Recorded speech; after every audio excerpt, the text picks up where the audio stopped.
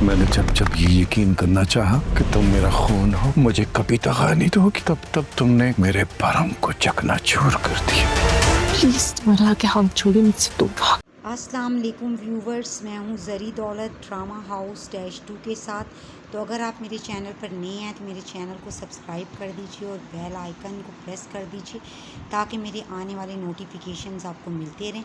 तो व्यूवर्स, इस वीडियो में हम बात करेंगे कि ड्रामा सीरियल शेर की नेक्स्ट एपिसोड में क्या होने वाला है। क्या फजर और शेर एक हो पाएंगे? क्या फजर अपने बाबा को मना पाएगी? और क्या शेर अपने दुश्मनों को, बदर शाह और उसके बेटों को बेनकाब कर पाएगा? तो चलिए वीडियो को शुरू करते हैं।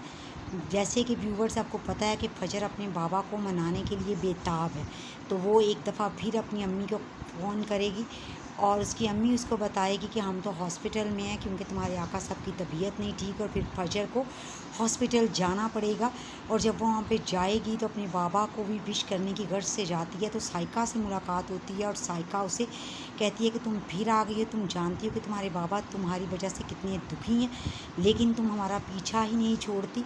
तो व्यूवर्स, यहाँ पे इसकी अम्मी का करैक्टर तो बहुत ही अजीब है क्योंकि उसे तो अपनी बेटी की भी फ़िक्र होनी चाहिए, जबकि वो जानती है कि उसने ये सब कुछ क्यों किया। और फजर उसको बता चुकी होती है अपनी अम्मी को कि मैंने ये सब इसलिए किया कि मैं डॉक्टर होकर जान नहीं ले सकती। और वह ये भी बता देती है कि शेर में मेरा इंटरेस्ट है, तो मैंने बाबा की खुशी के लिए उनसे झूठ बोल दिया। लेकिन उसकी अम्मी तो भाई सिर्फ अपने शोहर का ही ख्याल कर रही है और उसे अपनी बेटी की कोई फ़िक्र नहीं। आप व्यूवर्स इस शॉट में भी ड्रामा के देख सकते हैं जब साइका उसको मना कर रही होती है।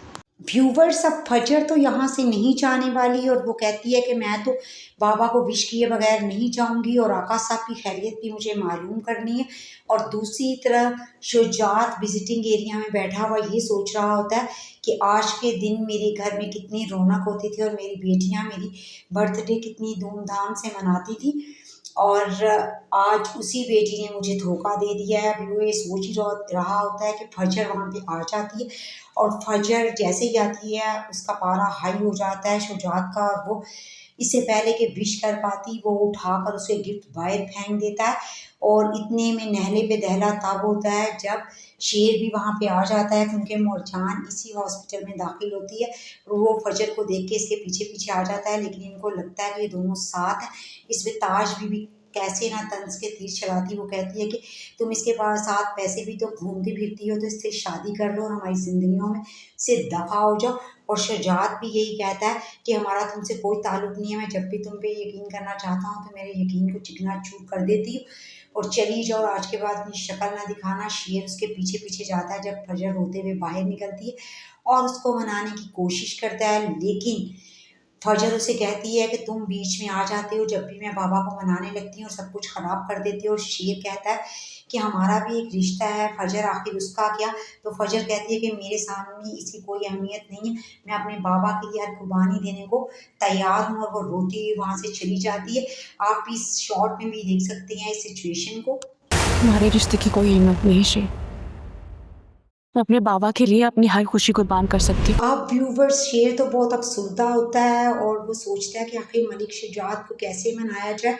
और जैसे ही वो घर पहुंचता है तो उसकी अम्मी बड़ी फिक्रमंद होती हैं और कहती हैं कि आहत का पता लगाओ, आखिर ये इतना मसरूफ़ कैसे हो गया है, ये इतना एफिशिएंट कैसे बन गया, कितनी मेहनत करने लगा कि रातों को भी मसरूफ़ रहता है। और शेर कहता है कि अच्छा है अम्मी, अपनी जिम्मेदारियाँ इसको संभालने दें, क्योंकि वो जानता है कि वो इनके साथ क्या करने वाला है। उधर बदर शाह और इसके बेटों को लगता है कि हमने शेर को बेवकूफ़ बना दिया और आहत सुहाने ख्वाब देख रहा है कि मेरा बिजनेस एक दफ़ा चल जाए तो मैं अपने बाप और भाइयों को ऐशो इशरत करवाऊंगा। लेकिन वो ये नहीं जानता कि शेर इनके साथ क्या करने वाला है। वो इनके फ्रॉड को रिकॉर्ड पर लाएगा और बाद में इनको पुलिस के हवाले करेगा, जितना भी गबन इन्होंने किया है ऑफिस से। और इसके अलावा वो अपने फ्रेंचाइज के मालिक, जो कि इसका एक दोस्त भी होता है, उसको नंबर देता है अहद और फ़हद के और कहता है कि इन नंबर की तमाम तफसीलात निकालो कि इन्होंने कहाँ कहाँ कॉल की और किस किस के साथ, क्योंकि ये बहुत ज़रूरी है। और वो कहता है कि काम मुश्किल है लेकिन हो जाएगा। और जब वो पता करवाता है तो पता चलता है कि शेर और शाहजमान का एक्सीडेंट भी बदर शाह ने करवाया था और डॉक्टर रंगून वाला को भी उसी ने मरवाया और शेर को पागल भी उसी ने बनवाया। और साथ साथ ही आहद की दूसरी शादी भी इन नंबर्स की वजह से एक्सपोज हो जाती है और उनको तो जेल रवाना कर दिया जाता है। और अब मरजान और नसीम भी आज़ाद हो जाएंगे, क्योंकि वैसे भी वो इनकी कोई ज़िम्मेदारी तो उठा नहीं रहे थे और ये इनके बाप के कातिल भी थे। व्यूवर्स, देखते हैं कि फजर का मसला आखिरकार कैसे हल होगा। व्यूवर्स, शुजात के पास सिर्फ एक ही हल होगा इस मसले का, क्योंकि वो जानता है कि फजर तो किसी तरह भी घर आना चाहती है और मेरे प्यार और शफ़क़त को हासिल करना चाहती है। इसलिए वो उसके सामने यही शर्त रखेगा कि अब तुम्हें मेरी मर्ज़ी से शादी करना होगी और इस दफ़ा मुझे कोई धोखा नहीं देना। और फजर तो खुशी खुशी राज़ी हो जाएगी और उसका रिश्ता शुजात की पसंद से पक्का कर दिया जाएगा। और जैसे ही उसकी शादी की खबर शेर तक पहुंचेगी तो शेर तो फ़ौरन भागा चला आएगा और वो शुजात के कदमों में गिरकर उससे माफ़ी मांगेगा और कहेगा कि प्लीज़ आप फजर की शादी कहीं और मत करें और जो कुछ भी आप मेरे साथ करेंगे मैं बर्दाश्त कर लूँगा।